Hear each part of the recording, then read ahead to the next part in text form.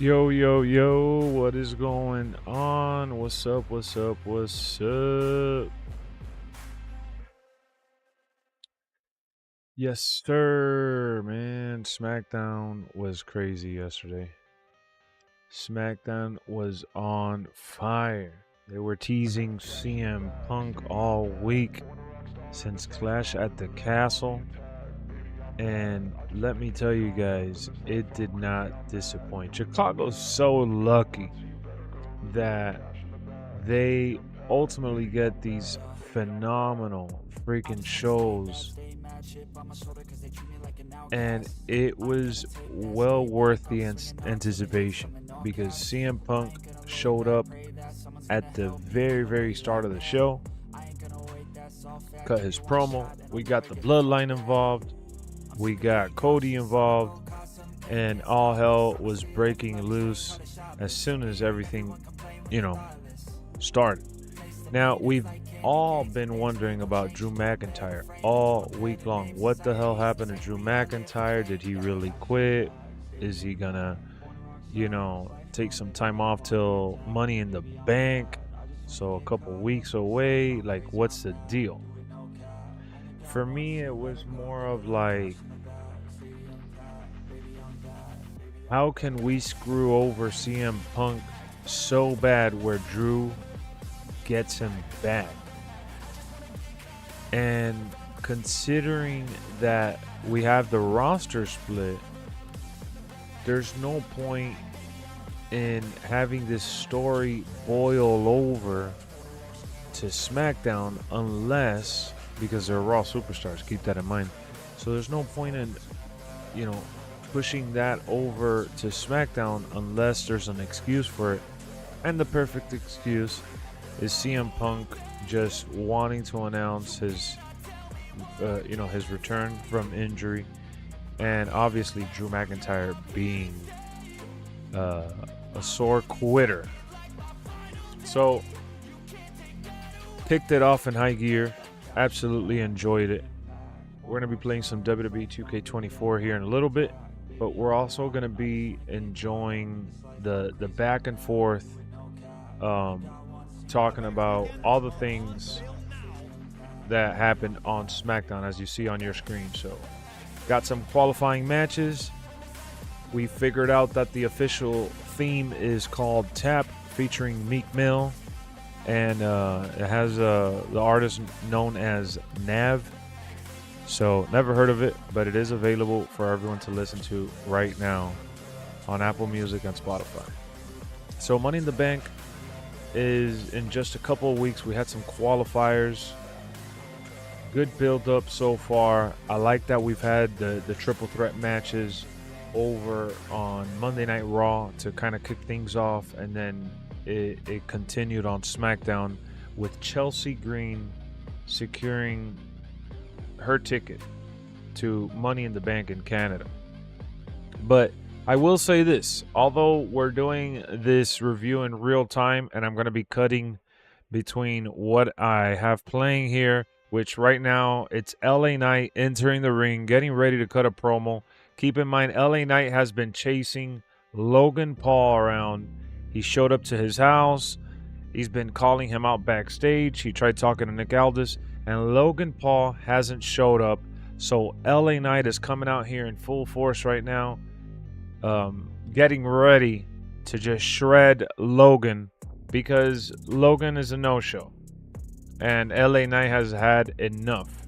I like this story for LA Knight. I like when they do, the fans right.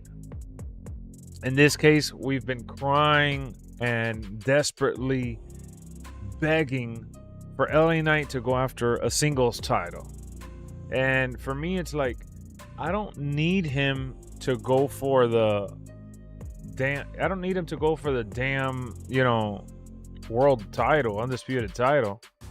Would it be nice? Yeah.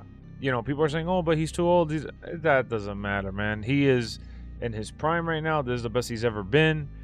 And going for the U.S. title is just fine. It gives him, at least some build-up. So LA Knight calls out Logan Paul. Logan Paul doesn't show up. Obviously, that's how the promo started. I don't know how it ends. We're going to see it right here in real time. But Logan has something coming, man, because LA Knight is super, super furious right now.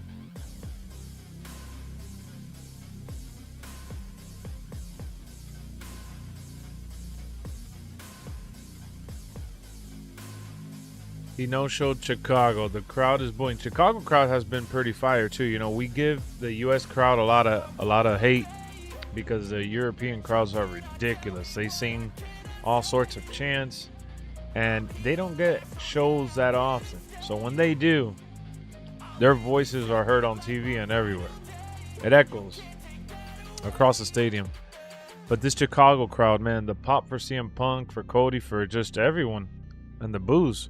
Amazing.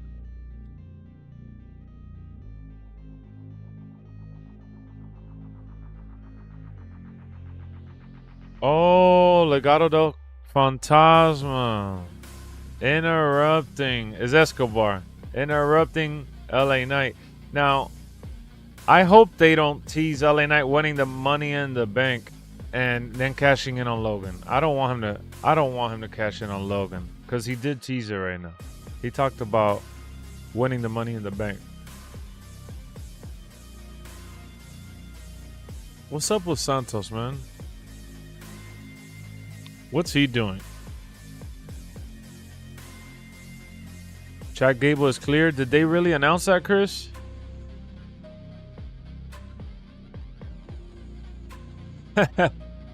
Chasing Logan Paul like a desperate Chicago fanboy.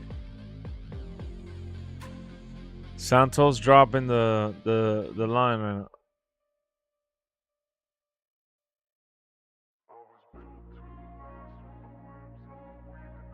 Next week, you're not just dealing with Logan Paul, you're dealing with me. I like Santos Escobar, man. What up, Jason? They need it. Wow, no one reacted, and LA Knight says, well, clearly you're a fan favorite. Everyone loves you, you goof. LA Knight bearing Santos. Oh, Santos going after LA Knight. LA Knight with the reversal.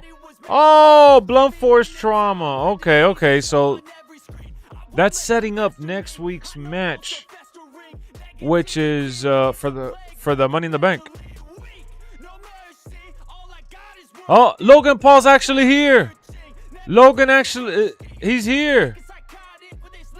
All right. Logan is actually here. I was wondering if he was going to show up. He said, come at me, bro. He was talking all that shit. Oh, he hit him. Laid him out. Logan Paul actually came out. All right, that's cool. Adam Pierce said Chad Gable was cleared. Nice, Chris. All right, so we're going to get more information on that on Monday, I'm sure. Oh, shit. He said you break into my house, and he said some other shit. Next week, we have a... Oh, that's the perfect way to set up. So I get it. Next week, it's actually Logan Paul, LA Knight, and Santos Escobar in a triple threat match to decide who's qualifying for their opportunity at the Money in the Bank. And then tonight, up next, which I'm watching for the first time, is Kevin Owens, Andrade, and Grayson Waller.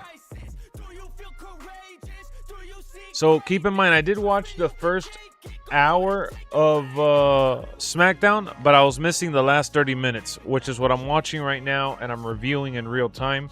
And then once I get through these first the final 30 minutes of Smackdown, I want to kind of go circle back to the beginning of Smackdown, like I said in the opening of the stream, with CM Punk coming out and cutting an exceptional promo that led to some interactions between him and Paul Heyman. I thoroughly enjoyed that whole setup before the Bloodline obviously came to interrupt him. But did you guys enjoy Friday Night Smackdown? Did you guys watch Friday Night Smackdown? Let me know in the comment section. I want to see how you guys felt about the show. For me, I think the show delivered from the chunk that I saw. which is majority of it. So I want to see who qualifies in this match. Honestly, I love Kevin Owens, but I would have wanted to have seen Andrade qualify. I think it's going to be Kevin Owens. That's just my bold prediction going into this match, not knowing who the hell wins it. So Kevin Owens, Andrade, Grayson Waller. Grayson Waller's the one that feels like the filler. Andrade, I feel like, hasn't really been doing much. I know he's a speed champion now. Oh, whoa. Never mind. Never mind. Kevin Owens getting eliminated early into the match before it even started, actually. And it's Tangaloa and Tama Tonga just completely destroying Kevin Owens from having a chance at even competing in this triple threat. Now Orton just came out to help him, and he's too little, too late. So this is the perfect way to put over Andrade, man. Perfect way. That's funny. Some dude in the crowd is like, "Come on, baby. Come on, Kevin. You good, Kevin. You good, Kevin." As he's limping his way to the ring, and Andrade and Grayson are just there. Look at Kevin. He still wants to fight despite getting his ass whooped by the Bloodline.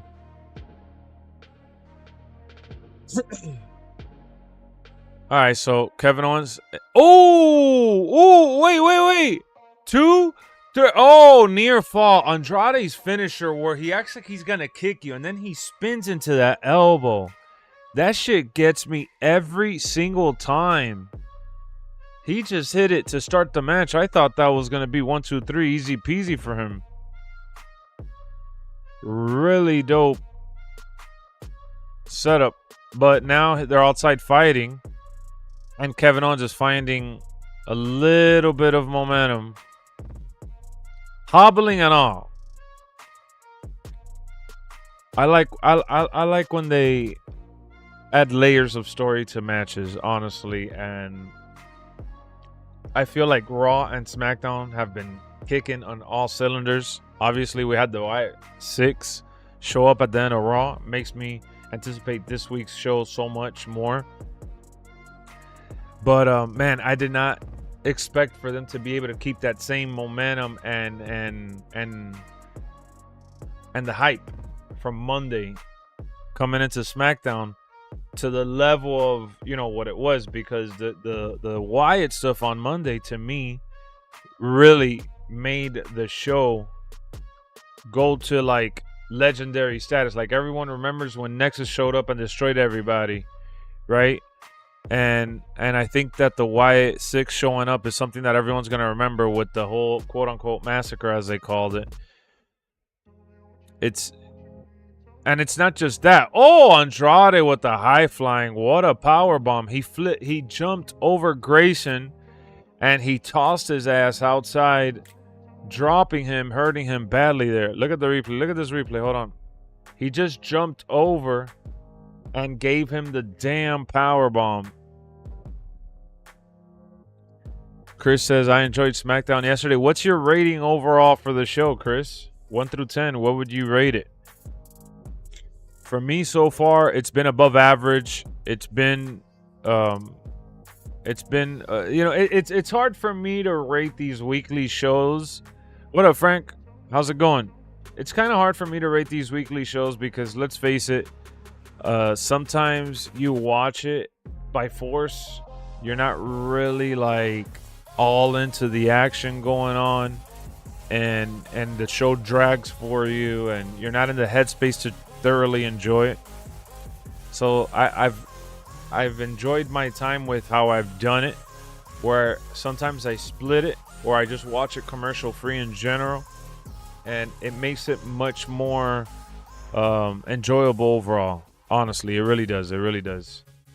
So Andrade getting the crowd back into the match here as Kevin Owens, you know, obviously struggling after getting beat down by the Bloodline. I just hope that Andrade gets put in a prominent spot, because we haven't really had someone at his caliber Right? I know Santos is amazing, so it's kind of hard. We're spoiled. But I'm talking about with like that reminds me of that Alberto Del Rio character. Remember, like the rich, high life type character, where he fancies himself as just a phenomenal, performer. 8 out of 10, but the ending was 10 out of 10. Ooh, that's kind of like what a lot of people were saying about Monday Night Raw. Ooh, double move by Grayson, dropping Andrade and Kevin Owens, but nope, he doesn't get the pinfall in either one. Good morning, Anthony. How you doing? It's been hella long, bro. I know you don't remember me. Long time ago, you was playing GT on stream with your supporters. Oh, wow. That's awesome. I'm glad you stuck around. Well, I'm going to be doing that again when the new one comes out. I haven't played GTA in a while, although I did play it on my Plus channel to kind of just go back and play some of the story, which I haven't gone back to restart GTA 5 and finish it. What up, Timothy? How you doing, bro? But yeah, if you guys are wondering why the hell I missed Smackdown yesterday, I was actually watching the NHL Stanley Cup Finals. It's the finals. And my Florida Panthers are in it. And the series has been a nail-biter at this point. We were up 3-0. Now, yesterday, the Oilers came back and won.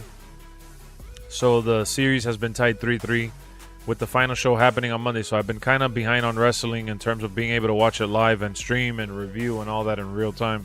So that's why we're doing it right here at the top of the morning.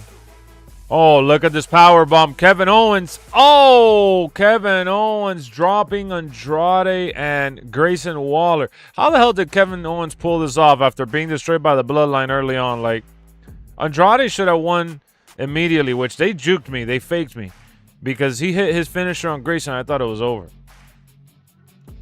You were excited to see Jacob Fatu debut last night? Damn, Anthony. Thanks for spoiling it, bro.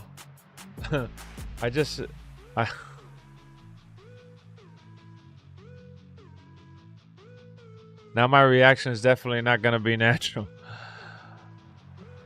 Oh, man. I mentioned that I haven't seen it. I'm watching it right now in real time. Like, I'm reviewing the final portion of the show because I missed it.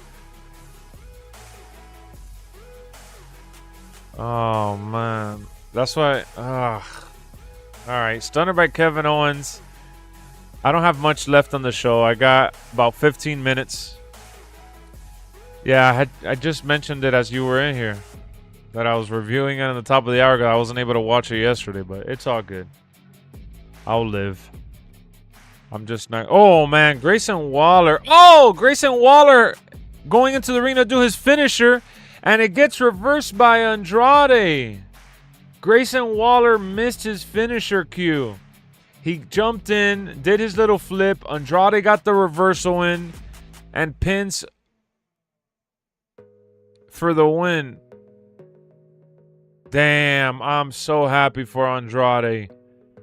I wouldn't mind Andrade winning the Money in the Bank, actually. That would be dope as hell, but we got to see how that would happen because Jey Uso is clearly the favorite. Grayson Waller's so athletic, man. He jumps with that roll and does it so well from the outside going into the ring. It's mind-blowing. So far, we got Carmelo Hayes, Jey Uso, and Andrade. What a stacked match. I was surprised that Carmelo won at the start of the show with his qualifying match. The men's Money in the Bank is shaping up. We got 3 more stars left. July 6th is... the PLE. We're going to be watching that one live. Oh, they're showing Cody Rhodes at Clash at the Castle. That match was a banger, man. That match was a banger. Straight up banger. All right, let's fast forward, though, so we don't have to waste any time here. Let's fast forward. All right, so Cody Rhodes is going to have his match with Solo.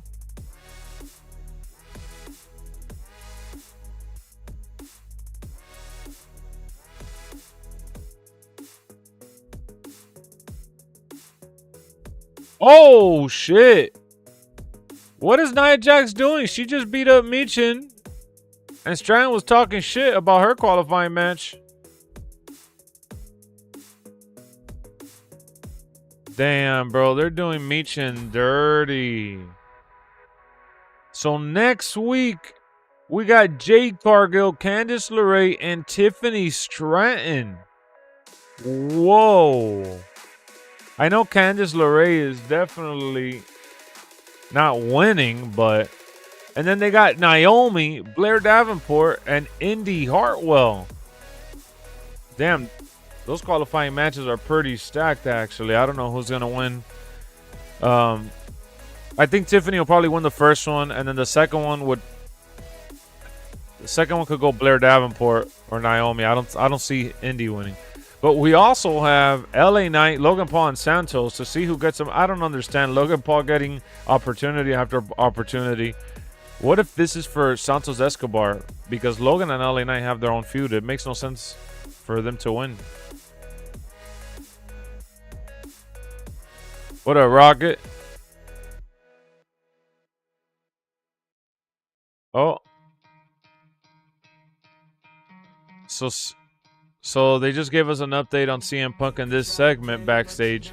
And they're talking about how CM Punk is at the hospital. And we don't know the extent of his injuries. Damn, I like Cody's coat. Cody's coat with the wings on the side. Looks really dope. I'm doing all right, Rocket. How about you? I think Blair Davenport is going to face Bayley at Money in the Bank. Oh, yeah. Well, they did tease that. You're right. They did tease that. They did tease that. So you can't have Blair in the match and face Bayley. So if that's the case, then possibly Naomi. I mean, who would you guys have win from that match? Blair, Naomi, or Indy Hartwell? Oh, man. So I'm going to circle back to go deeper into the Punk beatdown because I'm doing it by segment right now. But I did talk about it at the opening of the stream. That Drew McIntyre Punk segment. What up, James? That, I mean, beautifully executed. Beautifully executed, bro. I loved it. I absolutely loved it. Look at the camera work they got showing Cody with the blurred background. It looks so nice, man. Good camera work, good cuts. Production has been on fire. Paul Heyman asking CM Punk for help and for CM Punk to take him. That was awesome. Paul Heyman looks like he's scared. And when Roman comes back, that pop is going to be heavy.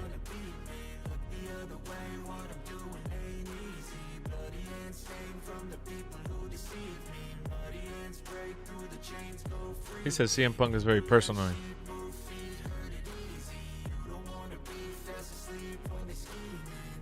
Oh, shit. So Paul Heyman is saying that Cody Rhodes is not something he's supposed to handle. Oh, Solo says, Wise Man, let me stop you right there. I hate to be the one to tell you this because I love you.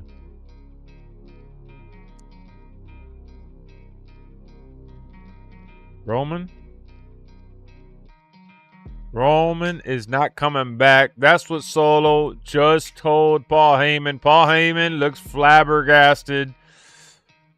And he's on his way to the ring. Guys, I don't care what anybody says. I know some people are saying that this is not the real Bloodline and this is the B-rated Bloodline or the backups. I love the Bloodline and the story they've done with Solo, how they presented him. The only thing that's bothered me about the presentation a little bit has been that they retreat in some of the beatdowns. You know what I'm saying? Like Tama Tonga, Solo, and Tongaloa, they all look, you know, like they put fear in their enemies.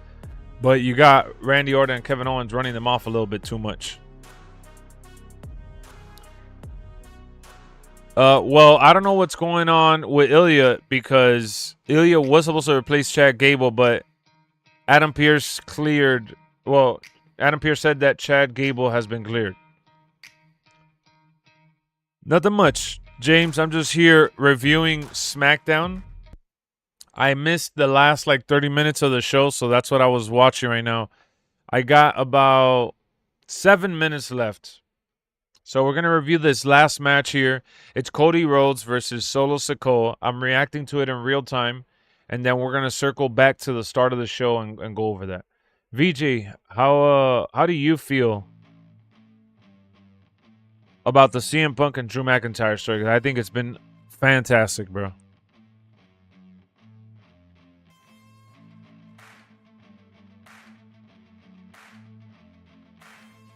I think the way WWE has built up that story, it feels so personal, so deep rooted, and it's lining up like it's gonna go down at SummerSlam. And I don't care. I'm all for it because it feels like a main event WrestleMania worthy match. Cody Rhodes, damn, man. They are putting on banger matches at random SmackDowns like this, and you love to see it. The last match of Punk versus Drew has to be Hell in a Cell. Oh, that would be... you mentioned Hell in a Cell. I'm actually rocking. Let me show you.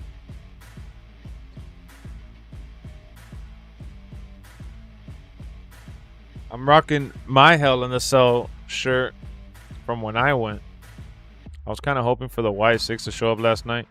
Come on, the Wyatt Sicks showing up would ultimately mean that they're not really playing into the roster, how it's built. You wanted all of my videos? What do you mean, James? Speaking of videos, I'm going to be dropping a video later today talking about the DLC and the news that we've gotten on it. Oh, immediately, the Bloodline immediately getting involved, destroying Cody Rhodes. We didn't even get a full match. Okay. WWE Bad Blood returns October 5. Is it going to be NXT or actual WWE? Oh, Randy Orton is coming out to save Cody. But you see what I'm saying? And Kevin Owens limping. Why is Kevin Owens limping? Bro, but whatever. At least we got like a full-blown... Look at this. This is chaos. I mean, Anthony spoiled what ends up happening. But we got 3 minutes left on the show. Anthony spoiled what's happening.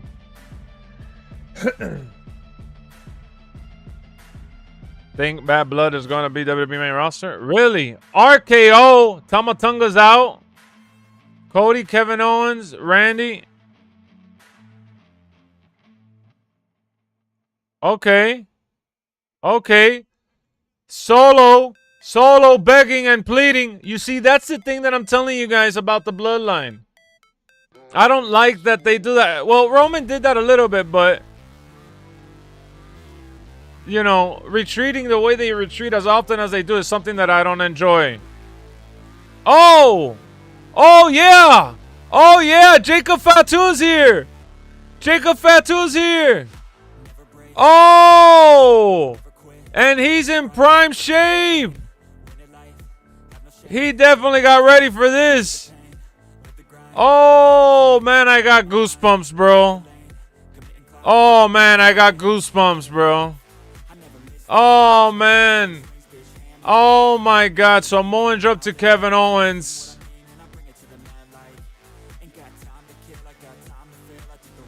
Solo's brother. Everybody's saying, holy shit. Oh, he speared Randy into the barricade and kind of got stuck there, too. Oh, man, this guy is crazy. These Samoans, they're acting like the wild Samoans. That's what they're doing right now. And his face, he's doing the face that Umaga used to do, too. And he looked like doing that facial expression. Now Cody's going after him. Oh, is he going out? Yep. Damn, man. This is amazing. These guys coming up. straight up to the main roster. Nice drop by Jacob Fatu to Cody. And Solo is absolutely loving it, man. I can't believe you spoiled this for me, Anthony. I should have watched SmackDown before coming live, but I wanted to review it while reacting in real time and then, you know, doing the rest of the show. What a freaking SmackDown, bro.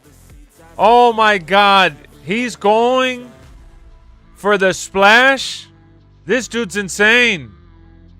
Another high-flying Uso?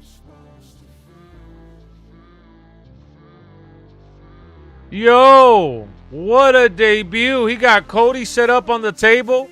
He's taunting the crowd. He's going for it. Oh, man. I just talked about how Monday Night Raw is going to be a Monday Night Raw we'll never forget because we saw the Wyatt Sicks debut the way they did. It reminded me of Nexus. It reminded me of other big moments that we've seen on regular live WWE programming. And this is another one. This is another one, bro. What a freaking debut. He said there's a werewolf on the loose. He got his own shirt already, too. And he threw up the ones. Nah, man. This bloodline is cooking. This bloodline is cooking, bro. What a finale to SmackDown. Holy moly.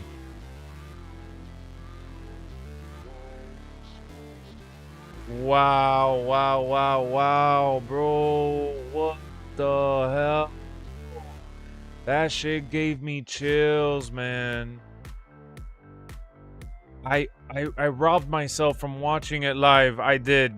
And I'll forever live with that regret. Because Anthony was the only one that spoiled it. But let me tell you guys. Let me tell you guys, they nailed it. They nailed it. They nailed it. They nailed it. WWE, you are cooking on another level. This is just crazy to me. Look at the frog splash once again. Epic debut, going off on the main roster, going up against the real deal. All the top dogs, the crowd's loving it, and then going back into the ring to hug his brother. Solo accepting Jacob into the bloodline. And the rest of the bloodline just, man. War Games is going to be crazy if it's bloodline versus bloodline. You imagine Survivor Series has the potential to be one of the biggest Survivor Series in the history of Survivor Series. But look at that screenshot right there, folks. Dude. You gotta be kidding me. You gotta be kidding me, bro.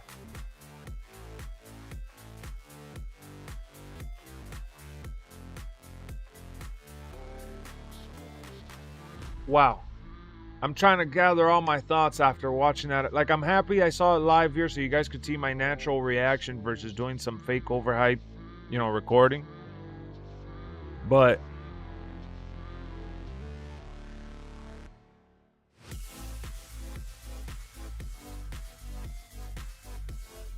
damn, man. Hold on, I'm talking to Brian. A family. What do you mean a family member? From your family, you're saying, James? Or Solo, Tamatonga, Tongaloa, Jacob versus Roman J, Jimmy? I don't think Cody's going to be in that. There's no point in putting. I'm so sorry for your loss, Jason. Wow. Wow. I'm so sorry for your loss, man. I'm so sorry for your loss. VJ, I saw you commented on the other channel as well at 8:10. You said morning, Lex. I was so into the show I didn't even look up. But yeah, I'm so sorry for your loss, James. Sorry to hear that, man.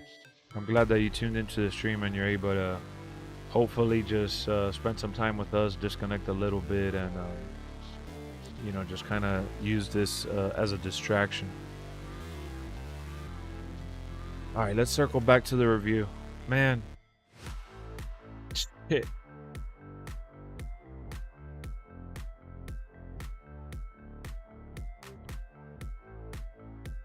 Like, I'm thinking about what to say, and I got some goosebumps building up. I know it's kind of cold. I got the fans blowing and stuff, so that probably has to do something. But what a week. What a week for WWE, huh? What a phenomenal week for WWE.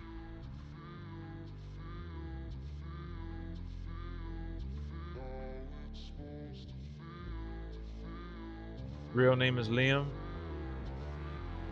Got you. So let me get Brian in here. I'm gonna do let me see. I'm gonna get you in here too, VJ. Let's get VJ in here. Let's get Jay.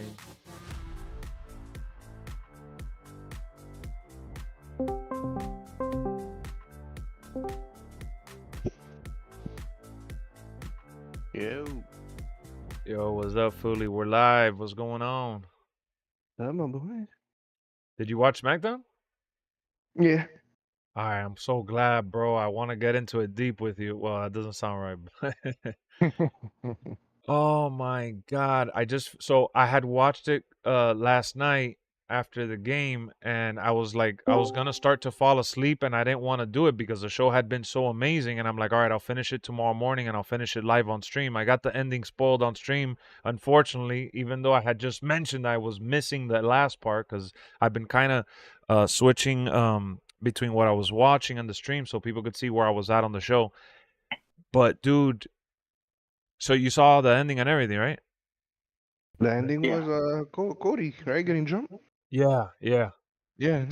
Oh my God, man. I know you the other day when we briefly talked, you said you were saying like the fake bloodline or the bloodline 2.0 or some shit, and I know a lot of people Yeah. are saying that. I love Because a it lot of though, bro. people think they're boring. Nah, I love it, bro. I love. I can't stress enough how much I love it. I love Solo's replies. I love Solo's demeanor. I love the characters that are there, with Tamatonga being, probably my favorite one out of the new bunch. But But they're too similar though. what I Like don't they don't have their own personalities to like distinguish them. They just seem like bruisers.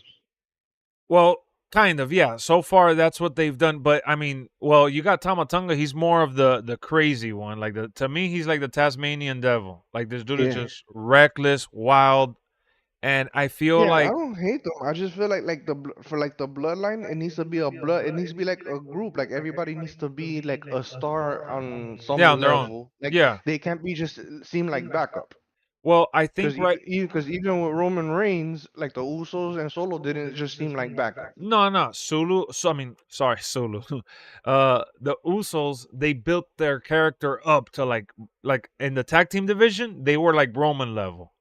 Yeah. So they built them up towards that. And then Solo, he was just literally the only one that was the enforcer. He barely had any matches. He was just in the backdrop, and he was making sure shit Yeah, was but being even then handled. they had a little like not really a storyline, but they had him like on a little streak, undefeated streak, and like they Yeah, built looking him up looking until fierce. like the Tamatonga and this dude, they just kind of seem like APA and shit. Yeah, so the reason why I don't have a problem with the way they've handled that element is because I just mentioned it now before you came in.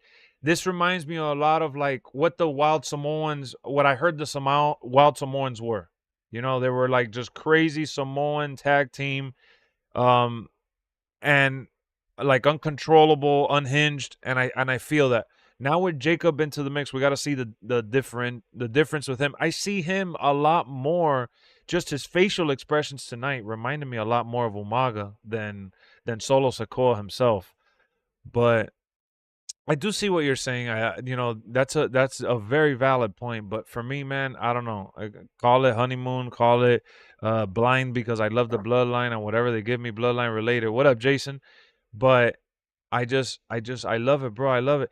The only real complaint that I have about it, which is funny that you mentioned that, but to me, my only real complaint is ultimately that they withdraw a little too soon.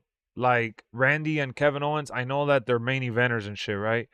But Yeah. I feel like when they come out, like they have like a chair or whatever, and it's like these guys don't even put an effort to try to like hurt them. Because remember, when Roman would withdraw, Roman would still unleash, his wrath first and then withdraw. I feel like these guys, they're unleashing their wrath, and as soon as they see, trouble, they dip. And I'm like, damn, like, why are they backing down so quick? Like, I want them to do at least a move or two and then dip. Like, that's just, You know what?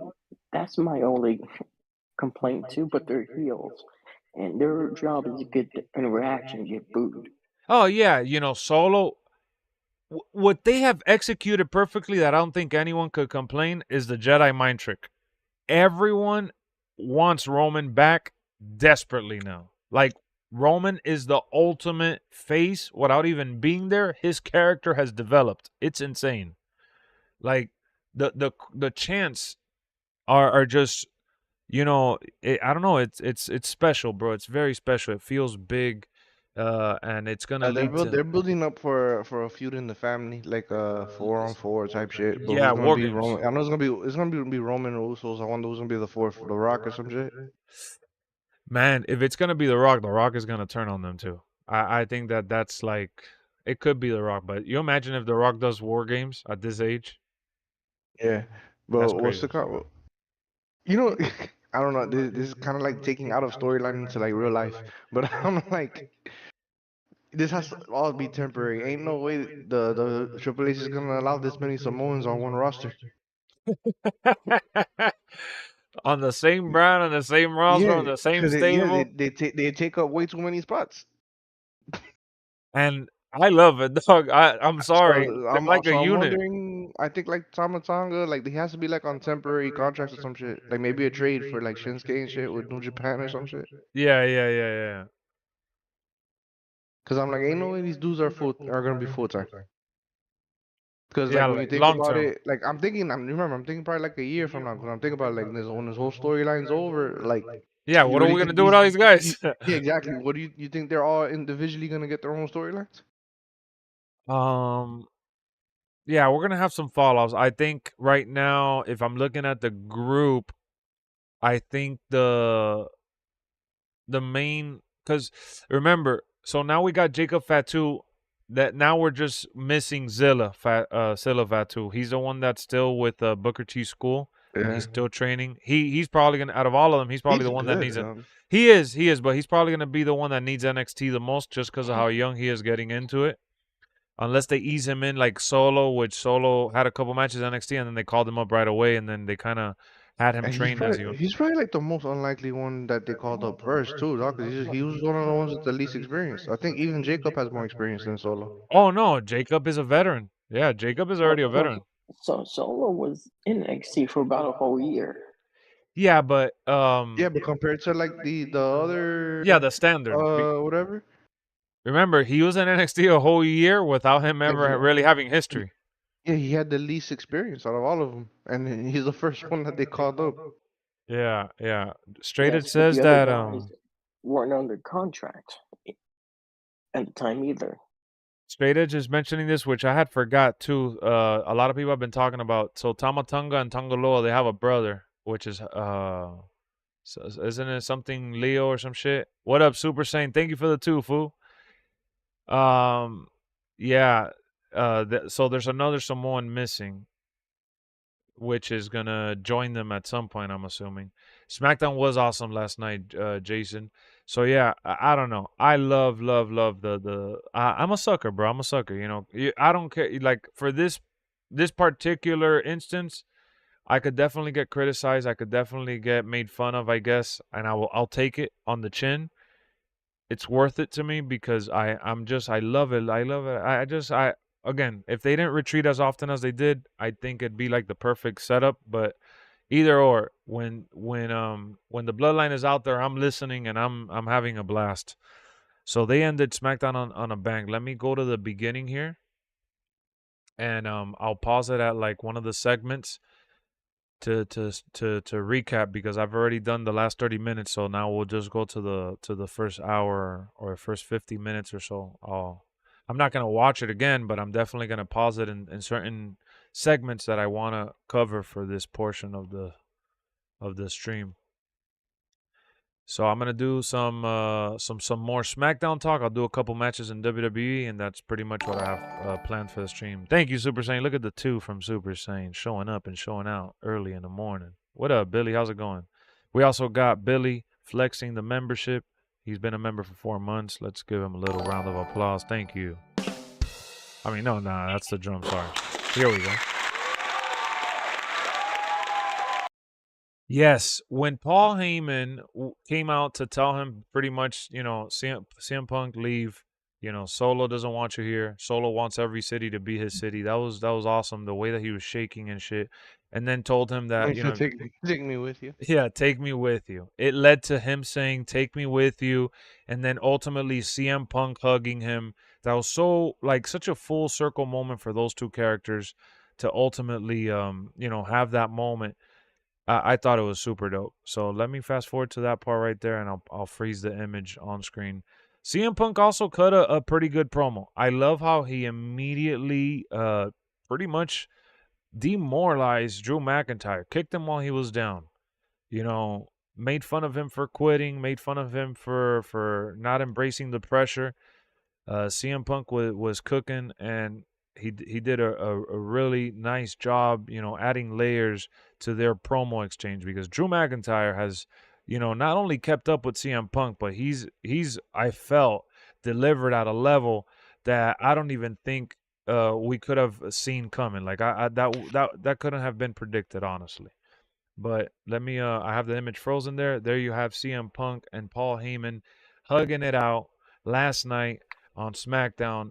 Beautiful moment as a fan to see them work the ring and the mic together. That was just to me it was awesome. So ultimately this was just to add layers from the SmackDown brand because the real story here was Drew McIntyre showing up later, obviously, but in this very particular instance, how we'll start with VJ then Brian. How did you guys feel about the way SmackDown opened up with CM Punk's promo ultimately burying, because that's what he was trying to do. He was trying to bury Drew McIntyre once and for all. How did you feel about CM Punk? I love what they're doing, bro. It's one of the biggest stories WWE, and even without a belt. Without a belt, yeah. I was thinking the same thing. It That reminds me of speaks like a back in lot. the old days in Attitude Era, because like when I think about it, because I've been going back and watching every time I'm bored, I go back and watch like Attitude Era and shit. Yeah. And a lot of like The Rock and Stone Cold's feuds, they weren't Yeah. even champs. And No. and then The Rock versus like Hollywood, nobody was a champ. Like those are all just random storylines, Yeah, and and they're making it like a main storyline. those matches, like you said, oftentimes they would actually just feud, right? And then um if the belt was on the line, it was because one of them got it later down and like on their path to Yeah, feuding, but I it think we wasn't. focus way too much on who's the champion nowadays. Yes, the fans definitely focus way too much on that, and it's like everyone is irrelevant unless they're champ or going for the title. But I was praising on Monday when I was doing my review for Monday Night Raw. It's happened in bits and pieces before because it's not the first time that I've mentioned it or that we've talked about it on stream because that's something that we always praise the Attitude Era with. But on Monday when I was reviewing Raw, I realized what you just said. Whether it was the beginning on right after Clash of the Castle or leading into it or whatnot, because remember they had to do the Saudi Arabia, so we kind of had to take a little pause, build up for that show, and then it's been kind of like in between pauses. But there's been other stories brewing in the background, whether it was the Wyatt family stuff or just Chad Gable and that was for the IC belt and things like that. But we just had mid card, no card, uh main event.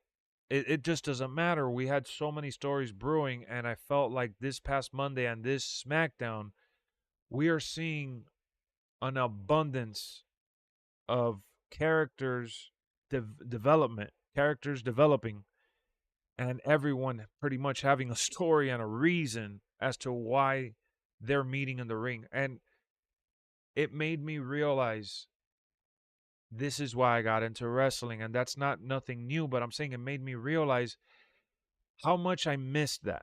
Because remember when we've had our little AEW debates, we've said to each other before, I've said it to you, you've said it to me. Oh, but WWE does that too, where they throw a match together and it doesn't really have much backstory, and we kind of accept it because it's like every other match has a story for the most part at a pay-per-view or whatnot. AEW Yeah. is like, they barely have stories. They try every once in a while, but they barely have stories. But point is, this is not about AEW versus WWE. Point is, we've told that to each other. But now, especially after this SmackDown solidifying all the storylines going on, even for the qualifying matches, I'm like, holy hell, like, we're getting Attitude Era vibes week in and week out. Like, Cody did a dive.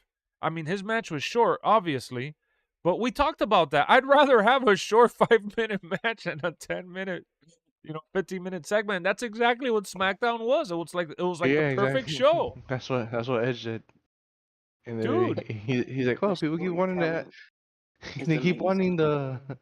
they keep wanting the Attitude Era back. But he's like, he doesn't get why. Because he's like, oh, people don't forget that SmackDown and Raw, those were all 10-minute, 15-minute matches, and it was just all stories. Because we would save all the wrestling for the pay-per-views. yeah, and that's what I want. The storytelling is amazing. Yeah, VJ, let us know your feelings. How do you looking at everything going on, how do you ultimately feel about the way they've built up these storylines and the characters? Like, because this is just not just pay-per-view stories. These are like Monday Night Raw, SmackDown stories. Amazing. It hasn't been this good in a long time. Consistently Oh, too at this level. yeah. You might be able to say attitude, maybe even ruthless aggression since like then. Yeah. No, you're right. Because again, and a lot of people give the PG era or even the that awkward period like 2010 to like 2019 or 17, 18, whatever, like that awkward era where it's like, we still had emerging stars and old stars kind of phasing out.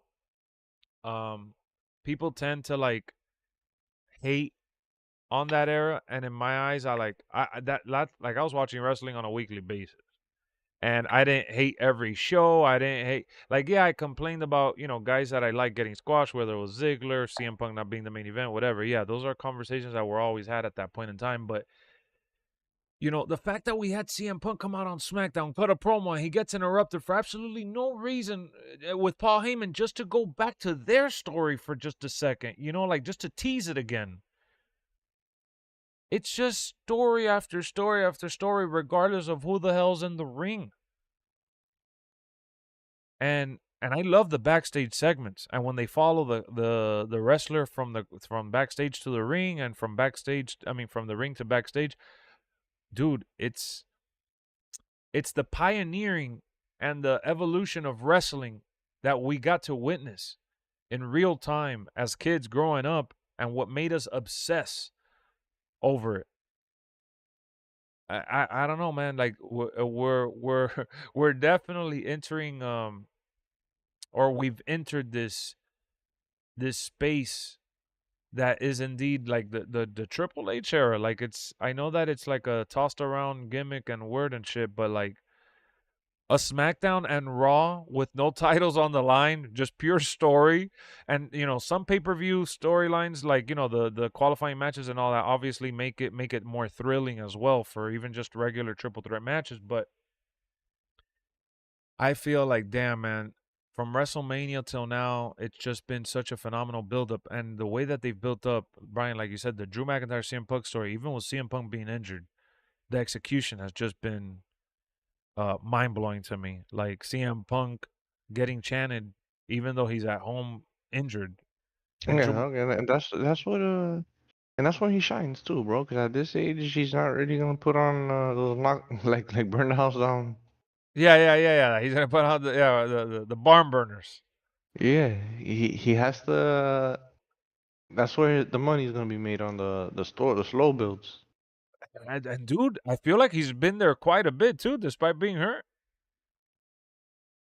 It's funny though, because he just came back on Friday to announce his return that he's happy.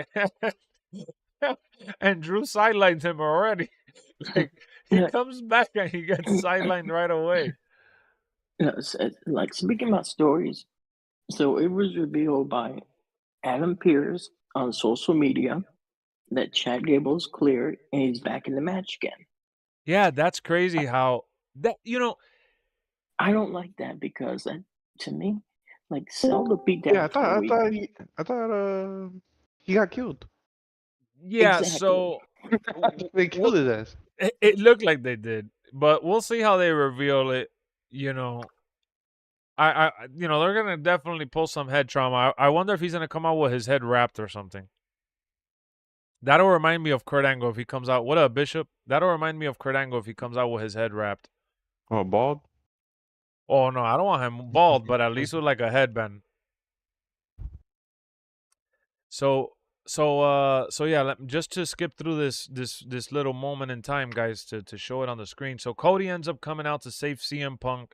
I felt like I was watching again Attitude Era, where it was like two titans, right? The Rock and Stone Cold. Not saying that Cody and CM Punk are that, but just to name two guys, or like Triple H and The Rock, or some, the unlikeliest heroes standing together in the ring, holding two black bats in Chicago, crowd going crazy, Bloodline standing off. It was just, to me, magical, man. Like I was literally tired as hell, drained from everything yesterday, and I was still able to like get the feels, bro. Get the feels watching it. And I didn't even watch it live. That to me speaks for itself. So Solo, Tungalo, Tamatunga, trying to be the aggressor, Cody coming for the save. Beautiful start to the show so far. Would you say this era is better than Attitude Era? Now, hold on, Carter. We're just Relax. Carter, and you could get on the mic. And I then know you. remember, we're always gonna be biased too, because I know a lot of y'all are a lot younger than us. Yeah, So yeah. like for y'all, this is like the best time. I will You say know? this, Brian, and I think you'll probably agree with the way I'm presenting it, because at this, you're not stepping on any toes here. You're letting the Attitude Era be the Attitude Era, and you're letting this era be this era. I feel like for the first time, it's not just hype. I'm looking at, again, weekly programming, pay-per-views that are small, feeling big. Ultimately, this is the closest we've been to matching that energy. This Yeah, is man, you're definitely living in a special time right Yeah. now. definitely right up there with the Attitude Era. It's a moment in time where when you would see like a guy like Al Snow come out, or I'm trying to think of another joking character which can't come to mind in the Attitude Era. But point is, I remember Al Snow, I remember Perry Saturn, I remember those guys. They had good matches, and they were like comedy acts. Steve Blackson. Steve Blackman. And, we see R-Truth. He's literally the World Tag Champ. Now, are they having the best run ever? No, but it's memorable at the end of the day, because every segment that he's had backstage or interaction that he's had with anyone else, it's been gold in terms of humor, in terms of, kind of adding a different flow to the show.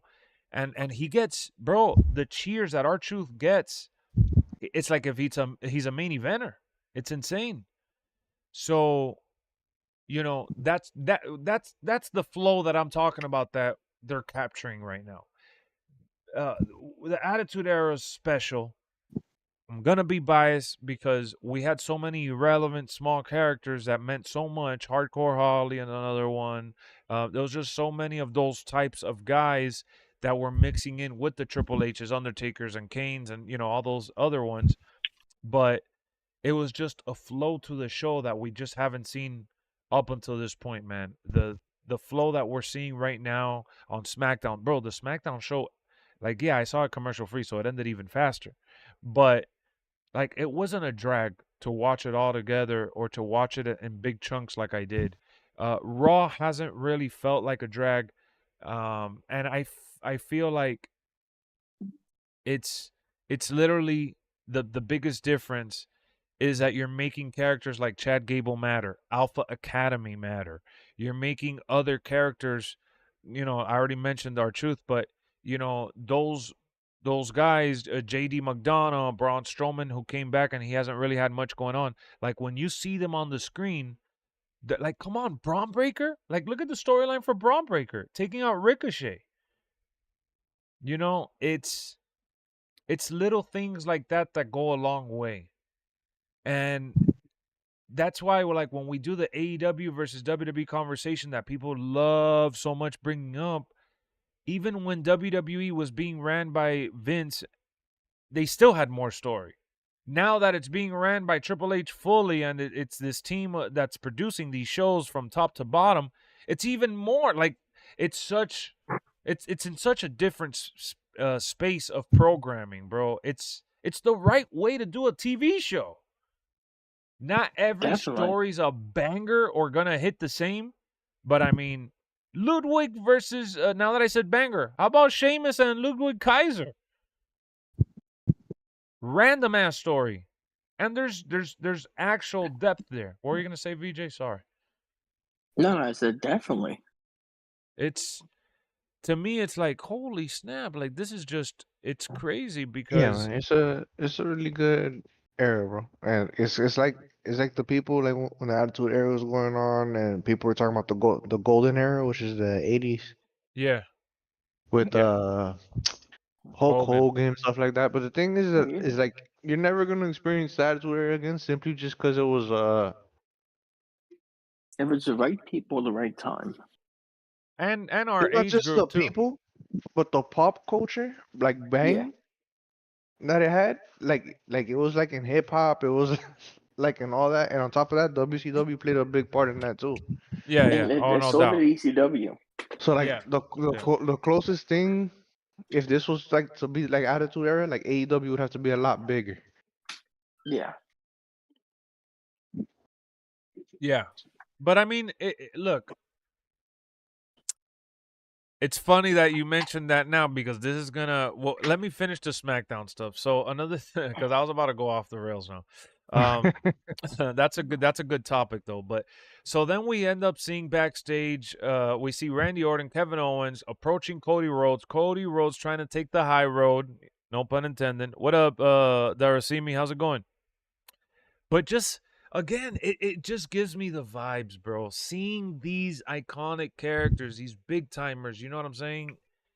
On screen at the same time, it's like worlds colliding, and it's all for the bloodline. What were you gonna say? Oh, I thought you guys were saying something. Yo, Carter, you there? Nah. I think it said it will be. Oh, there you are. Yeah, I'm there. So I know you just came in, but if you want to throw in your 2 cents, what's your vibe? You saw SmackDown? Yeah, I seen it. What's your vibe? How did you feel about it overall? Enjoyed the show. It had a good flow to it. It was a good SmackDown. Like this whole week, they've been killing it. I ain't even gonna lie. Yeah, that's what I said too. Clash, Raw, SmackDown. I mean, how spoiled are we? Yeah. And Joe Hendry.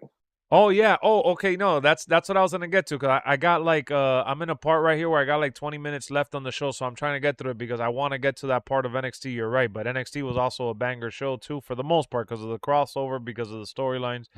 But I pulled up here. Let's show some love to the women here because they didn't have like their impact wasn't as big as the men, obviously, tonight especially, but we still had a qualifying match for Money in the Bank. We have Michin, Bianca Belair, and Chelsea Green. You see Chelsea Green there on the floor while these two, Michin and Belair, are getting ready to go off on each other.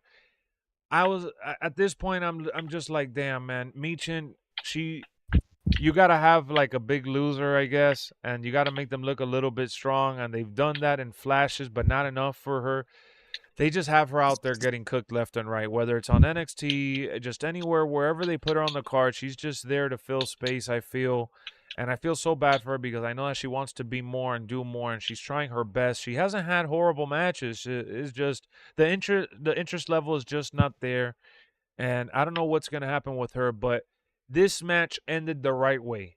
You know, Bianca doing her finisher to Michin, and then ultimately we get Chelsea Green coming from out of nowhere. Another R-Truth-like character, by the way. It's not just the men carrying the flow of the show.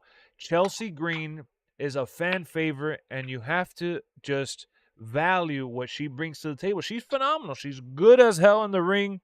She could go get physical. She could get technical. But more importantly than all that, she is charismatic through and through. Her characterization shines every single time. And I love that she's the one that qualified for the Money in the Bank, because at the end of the day, Bianca Belair is going to be all right. Michin, I don't know about her. She might get future endeavored if people don't start caring about her, which is kind of sad because, again, she is talented, but there's not I feel like there's a little bit of space at the top for the women's division especially, but you know, not everyone could be a main eventer. You need people to lose, and you know, Chelsea Green loses an awful lot, but she's put in prominent spots. So, you know, she qualifies for the Money in the Bank July 6th. Now you see Io Sky, Chelsea Green in there, and between so far what we know, there's still 4 women left to qualify, but so far between the two, I'm gonna go ahead and say that I think between Io Sky and Chelsea Green, I do not see Io Sky winning another Money in the Bank anytime soon. I see Chelsea Green. If I had to pick between the two, this is just literally picking because these are the 2 qualified women. I'm going with Chelsea Green. I think it's just she'd be perfect. How do you guys feel about you know, Chelsea Mix getting thrown in the mix here? We'll start with Brian, VJ, and then Carter. Bro, man, I love Chelsea Green since she's got back. I'm like, it bothers me a little bit that they didn't like put her like right into the spot or whatever. Yeah. Like like you said, the whole R-Truth thing. Like Yeah. I didn't kind of like that, but what's making me buy into it is the fact that it looks like she loves it. Oh, she's having a Like blast, bro. it feels like something that she wants to do. Yes. So it feels more like Santino Morel. So like Yeah. as a fan, you can buy into it when they're into it, bro, because you could feel it. Bro, you hit the nail on the head. My goodness, for sure, Yeah. for sure. So that's why I'm like, oh man, I'm kind of, you know, I'm all in, you know, and dude, she's super fun because this is what we talked about like a long time ago, man, with the women's division. Remember when it was just Bailey, Flair, Yes. Sasha, and Same people. Yeah. and they just everybody just wanted to be serious. Everybody was trying to be like Stone Cold, like, you know, the whole women's era or whatever. And then we were like, man, one of the things that's wrong with the women's divisions is that there's not enough diversity. Everybody wants 100%. to be the top, but there's no mid tier. Like there's no. No, you can't differentiate. Everyone is a badass. Everyone is a technical wrestler. Everyone's this and that. Yeah. Exactly. So she brings diversity to the women's division, as in like even when you're not going for the belt, you know, you got the I'm having a brain fart, bro. The middle tier before what's the fucking wrestling term? No, I know. Yeah, like the mid card. Yeah, the mid card. There you go, mid card. There you go. Yeah, she's differentiating the mid card, and she likes it, and the crowd loves it. That's the thing too. You know, that's guys like The Miz is another perfect example. R-Truth, Santino Marella, you mentioned. You know, these are people that no matter what you give them, they're gonna make you remember them and want to see more of that. Because when she came in, I thought, oh shit, she's getting a second run. Obviously, we know she's Matt Cardona's wife. We know that she's from Tough Enough. We know that she was doing great in the Indies, TNA, whatever.